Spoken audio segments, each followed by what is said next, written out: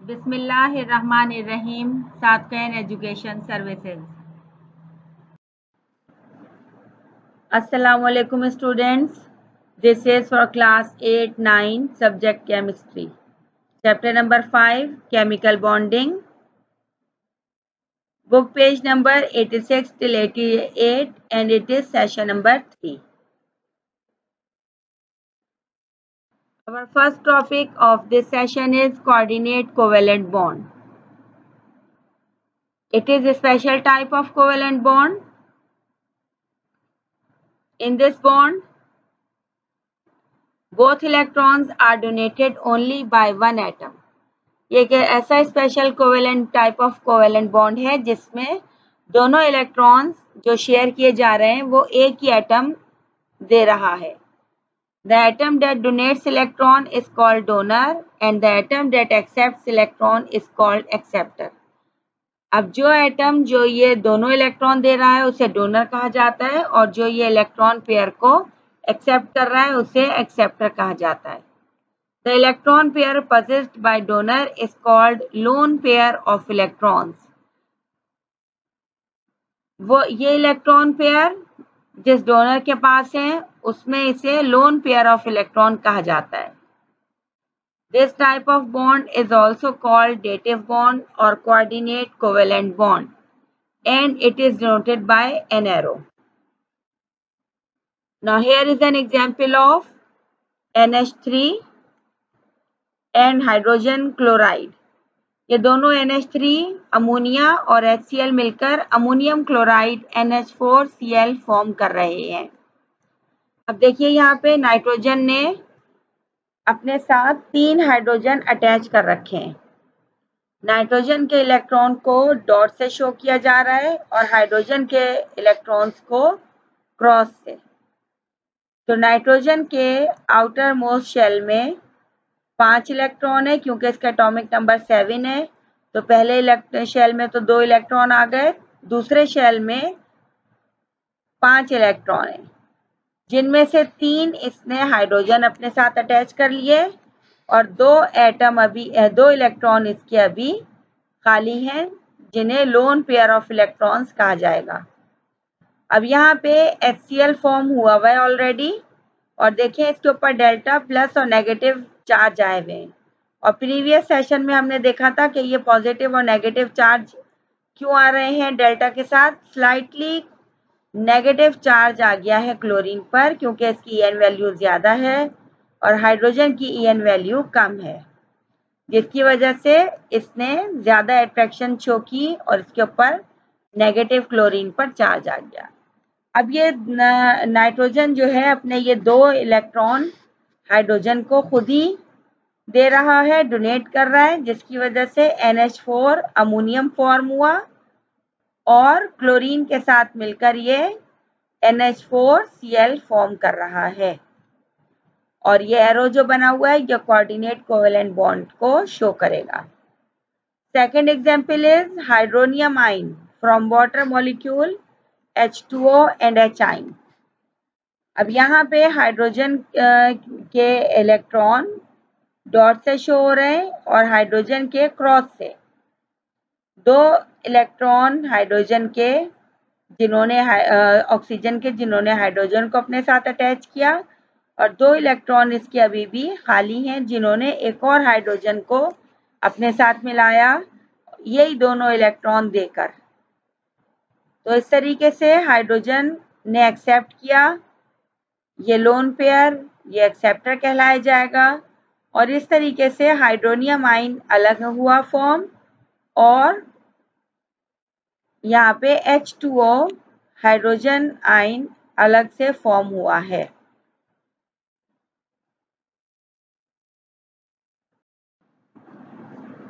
Now here are the electronic formulae of these covalent molecules. Number 1 H2, number 2 O2 and N2. Hydrogen ने एक electron share किया और इधर इसने H2 molecule form किया. Oxygen ने 2 इलेक्ट्रॉन दूसरा ऑक्सीजन अपने साथ अटैच किया और दोनों ने अब 2 इलेक्ट्रॉन दे रहे हैं अपने. तो यहाँ पे O2 फॉर्म हुआ इसी तरीके से नाइट्रोजन फॉर्म हो रहा है, लास्ट शेल में इसके 5 इलेक्ट्रॉन है, तो दोनों ने अपने 3 इलेक्ट्रॉन शेयर किए तो नाइट्रोजन बॉन्ड फॉर्म हुआ। इसी तरीके से C2H2 और CO2 फॉर्म हो रहे हैं।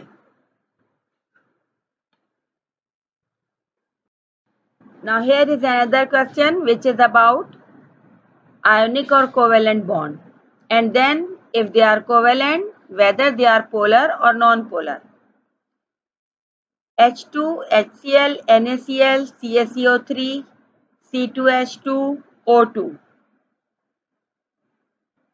Here single, double and triple lines are showing that they are single covalent bond.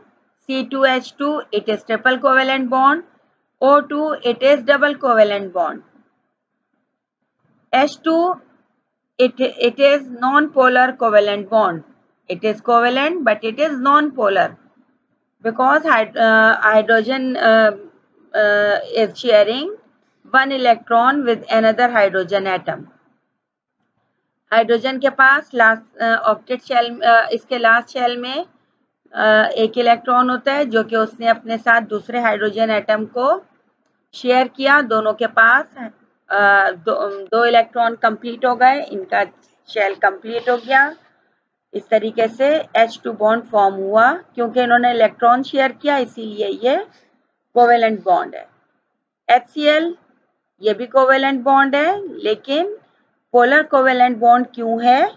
अभी हमने प्रीवियस एग्जाम्पल में देखा था, क्योंकि EN वैल्यू क्लोरीन की 3.0 वो ज्यादा है हाइड्रोजन से, इसीलिए इसके ऊपर इट इज मोर अट्रैक्टिव और इसने हाइड्रोजन एटम को अट्रैक्ट किया, जिसकी वजह से इसके ऊपर स्लाइटली पार्शियली नेगेटिव चार्ज आया।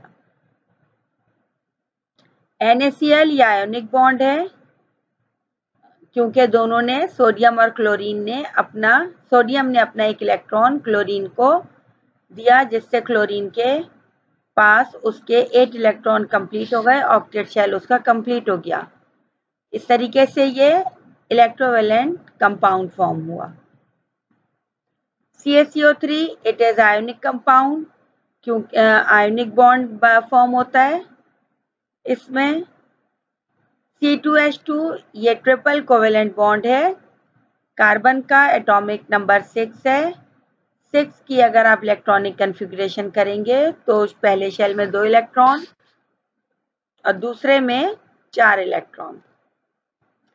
इसने अपने साथ हाइड्रोजन को कंबाइन किया, कार्बन को कंबाइन किया, जिसके पास 4 इलेक्ट्रॉन है। दोनों ने अपने इलेक्ट्रॉन शेयर किए, जिसकी वजह से यहाँ पे ट्रिपल कोवेलेंट बॉन्ड फॉर्म हुआ।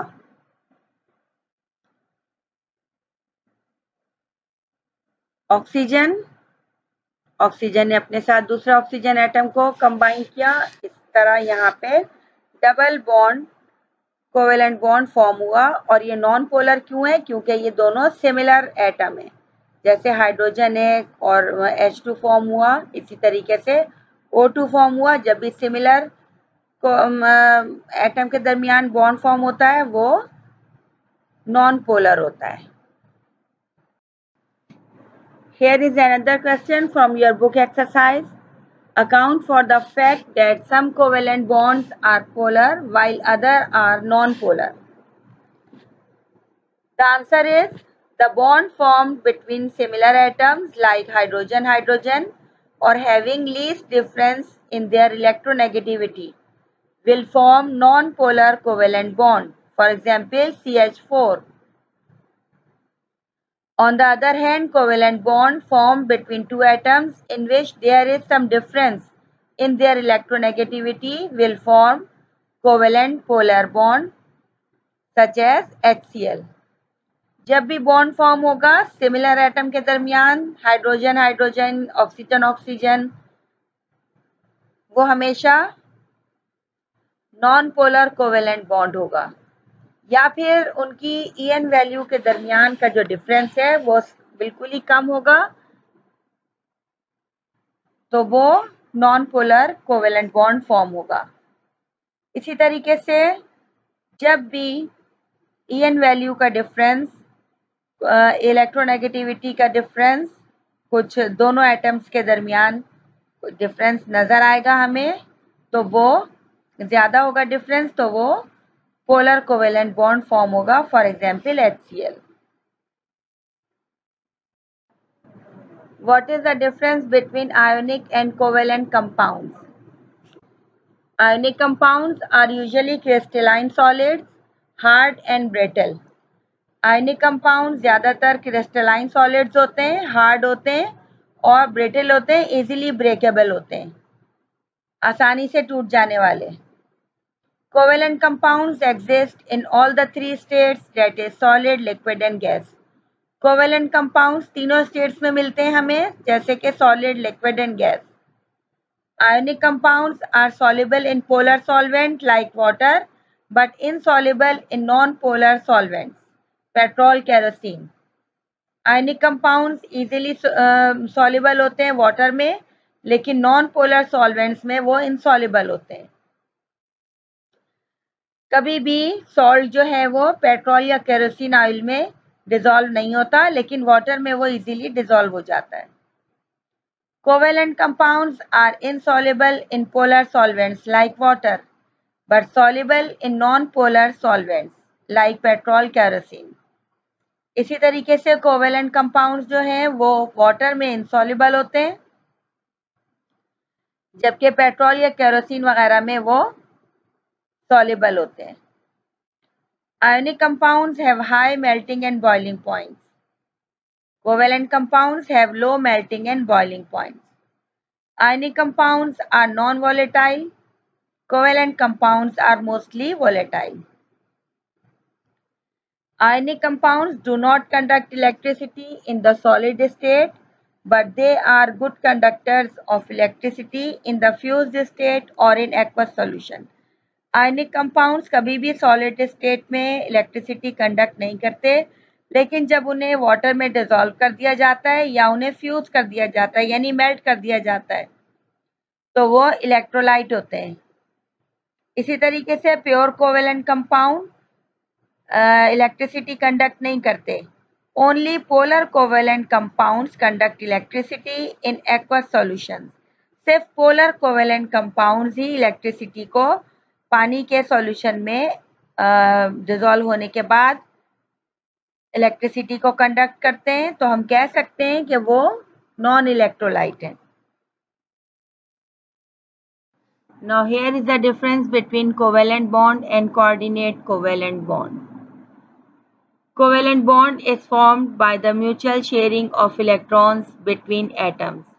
Covalent bond atoms के दरमियान इलेक्ट्रॉन की म्यूचुअल शेयरिंग की वजह से फॉर्म होता है. Coordinate covalent bond is formed by one-sided sharing of electrons. Coordinate covalent bond one-sided electron की शेयरिंग से फॉर्म होता है, यानी इलेक्ट्रॉन पेयर एक ही एटम डोनेट करता है. Covalent bond is formed between similar or dissimilar atoms when the electrons are mutually shared. Covalent bond similar या dissimilar atoms के दरमियान फॉर्म होता है जब इलेक्ट्रॉन्स शेयर किए जाते हैं. Coordinate covalent bond is formed between two unlike atoms, one having one electron pair available for sharing and other for accepting that electron pair. Coordinate covalent bond unlike atoms के दरमियान form होता है जिसमें से एक ही एटम इलेक्ट्रॉन पेयर को share करता है, जबकि दूसरा उसे एक्सेप्ट करता है, दूसरा एटम उस इलेक्ट्रॉन पेयर को एक्सेप्ट करता है. Covalent bond may be polar और non polar. Coordinate covalent bond is always polar because it is not formed between like atoms and is always known as co-ionic. Coordinate covalent bond हमेशा polar होगा क्योंकि ये हमेशा like atoms के दरमियान नहीं बनता, ये डिसिमिलर एटम्स के दरमियान फॉर्म होता है जो कि को-आयोनिक कहलाए जाते हैं. The shared pair of electrons in covalent bond are denoted by short lines for single bond, double bond for double line, and triple bond for and triple lines for triple bond. Lone pair of electrons in coordinate covalent bond is denoted by an arrow. Covalent compounds are usually insoluble in water.